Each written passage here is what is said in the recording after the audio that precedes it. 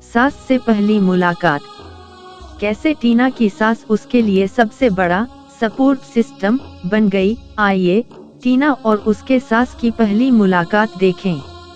दिन तय हो चुका था, उसकी शादी हो रही थी। वह इसे लेकर बेफिक्र नहीं हो सकती थी।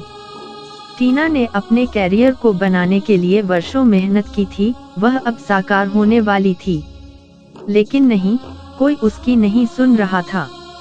उसे बताया गया था कि वह अब 26 साल की हो रही है और उसे अपना घर बसाना ही होगा।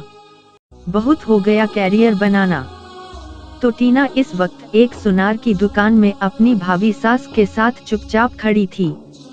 सास ने पारंपरिक सोने की चूड़ियों की ओर देखते हुए कहा, तुम मुझे आई माँ कहकर बुला सकती हो। आई कन्नडिगा कोंकणी समुदाय की थी। उनका ब्याह उत्तर भारतीय परिवार में हुआ था।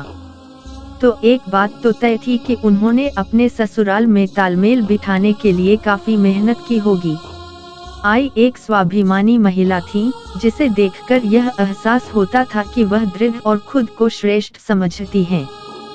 जैसे जैसे शादी का दिन नजदीक आ रहा था, टीना भी खुद के भीतर एक जिद का एहसास करने लगी थी, जो कि उसकी सास की शख्सियत के साथ मेल खाने लगी थी। लेकिन पहली मुलाकात से ही टीना को जो बात असहज कर रही थी, वह यह कि उसकी सास ज्यादा बातचीत में शामिल नहीं होती थी और कभी कभार ही मुस्कुराती थी। शादी का दिन आ गया और यह दिन पूरी तरह रीति रिवाजों और लोगों से भरा हुआ था।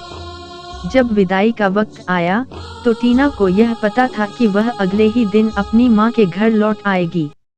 यह एक ऐसे व्यक्ति से शादी करने का सुख था, जो आपके घर से केवल 1 किलोमीटर की दूरी पर रहता था। जब टीना ने अपने नए घर की चौखट लांघी, तो एक अनजाने डर ने उसे घेर लिया। उसे उसके ससुराल वालों, रिश्तेदारों ने घेर लिया और उसे एक ऐसी भाषा सुनाई दी, जो उसने कभी सुनी और समझी नहीं थी।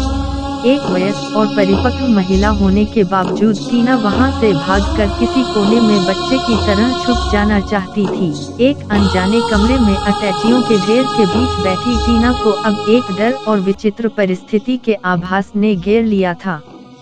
थकान और भावनात्मक रूप से ओतप्रोत टीना की आंखों से आंसू बह निकले थे। अचानक उसने अपने कंधे पर किसी की मजबूत बाहों के स्पर्श को महसूस किया। उसमें सोने की पारंपरिक चूड़ियां जच रही थी। ये बाहें अजनबी थी, लेकिन सुरक्षा का एहसास भी दे रही थी। इसी एहसास से वह स्वतः आई से लिपट गई और उनके आंचल में अपना मुंह छुपा लिया। टीना के कानों में आवाज गूंजी, मुझे पता है तुम कैसा महसूस कर रही हो। डरो मत, मैं हूँ यहाँ। डरने की कोई बात नहीं है। जिसे टीना अपना विरोधी समझ रही थी, वह अचानक ही उसकी सहयोगी बन गई थी। सही मायने में आज टीना की उसकी सास के साथ पहली मुलाकात थी और यह पहली मुलाकात पहली वाली मुलाकात से काफी अलग थी। कहानी अच्छी लगी हो तो चैनल को सब्सक्राइब कीजिए।